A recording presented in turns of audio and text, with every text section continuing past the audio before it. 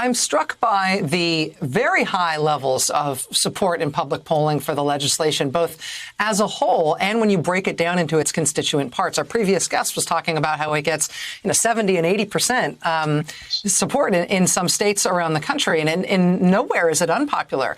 The stark contrast between that and it having, at least at this point, zero Republican support.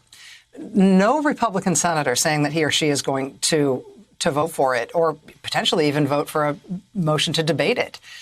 Does that surprise you since you first introduced this back in March, that it hasn't picked up any Republican support? It hasn't surprised me too much, in that we've seen this Mitch McConnell play before. It's kind of that split between principle and power politics.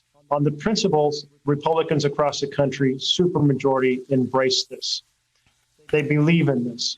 They believe in defending the ballot box. They defend in billionaires not buying elections. But in the Senate, Mitch McConnell is all about winning the next election. And the next election will be funded by dark money. So he wants to defend dark money.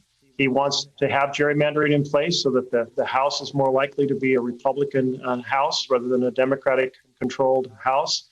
And he certainly wants to get his members elected. And that means putting obstructions and barriers in the way of folks who tend to vote Democratic, Black Americans, communities of color, Native American tribes, and college students.